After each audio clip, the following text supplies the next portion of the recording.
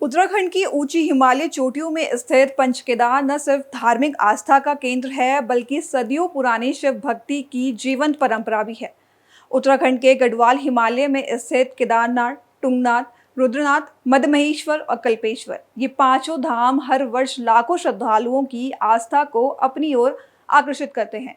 पंच केदार का संबंध महाभारत काल की पौराणिक कथा से माना जाता है, जहां पांडवों ने भगवान शिव के दर्शन के लिए कठिन तप और यात्रा की थी। नमस्कार, आप देख रहे हैं पल्स 24 न्यूज में आपके साथ दिव्या पैन्यूली और आज हम आपको ले चलेंगे पंच केदार के द्वितीय केदार की ओर। उत्तराखंड में स्थित पंच केदार में सबसे पहले आता है केदारनाथ मंदिर, जो पंच केदारों में सबसे प्रमुख और सबसे बड़ा तीर्थ है, जहां भगवान शिव के जटाओं के स्वरूप की पूजा होती है। इसके बाद आता है तुंगनाथ मंदिर, जो दुनिया का सबसे ऊंचाई पर स्थित शिव मंदिर माना जाता है और भगवान शिव की भुजाओं से जुड़ा है। तीसरा है रुद्रनाथ मंदिर, जहाँ शिव के मुख स्वरूप की पूजा होती है। यह घने जंगलों और ट्रैकिंग मार्ग के लिए प्रसिद्ध है। चौथा है मदमहेश्वर मंदिर, जिसे द्वितीय केदार कहा जाता है और यहाँ शिव के नाभि की पूजा होती है। पांचवा और अंतिम है कल्पेश्वर मंदिर, जहाँ भगवान शिव की जटाओं और केशों का पूजन किया जाता है।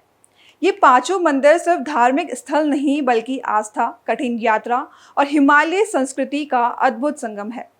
इन्हीं में द्वितीय केदार के स्वरूप में विख्यात भगवान श्री मदमहेश्वर धाम के कपाट बीते बुधवार विधि विधान के साथ श्रद्धालुओं के लिए खोल दिए गए।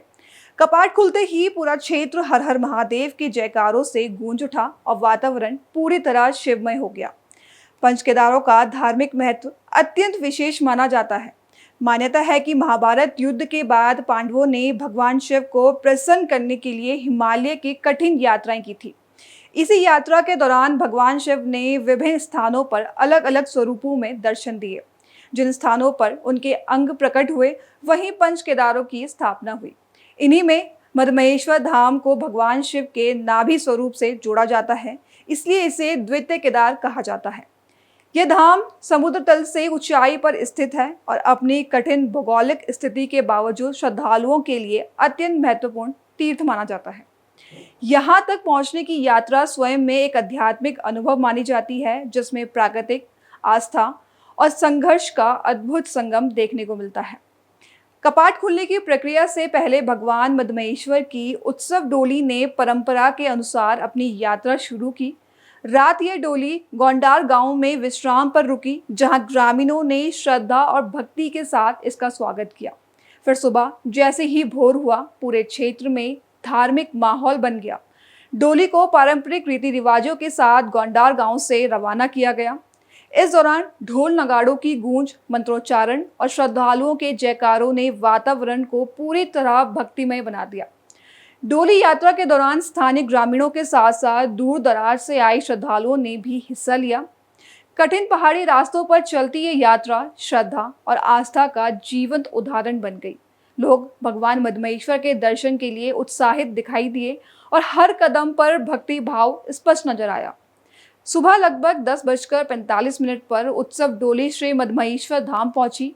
जैसे ही डोली मंदिर परिसर में पहुंची, वहां पहले से मौजूद श्रद्धालुओं में उत्साह की लहर दौड़ गई। मंदिर परिसर में वैदिक मंत्रोच्चारण शुरू हुआ और मुख्य पुजारी श्री शंकर लिंग के नेतृत्व में वेद पाठियों ने विशेष धार्मिक अनुष्ठान संपन्न कराए।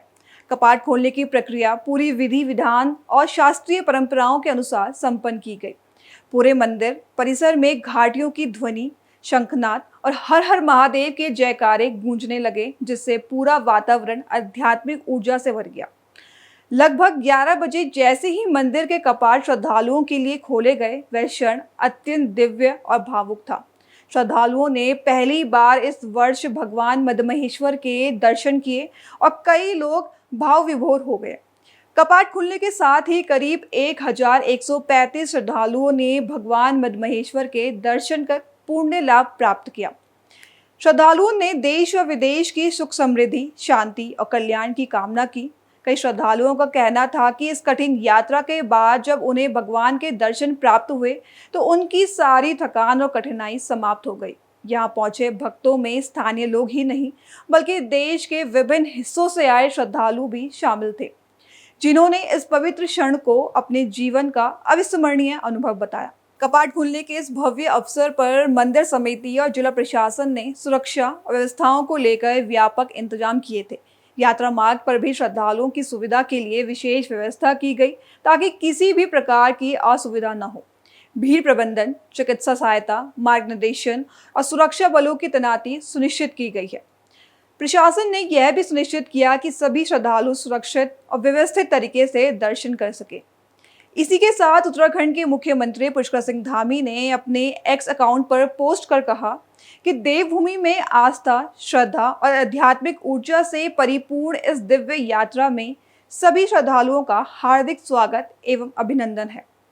हिमालय के गोद में स्थित श्री मद्महेश्वर धाम अपनी दिव्यता और प्राकृतिक सौंदर्य के लिए जाना जाता है।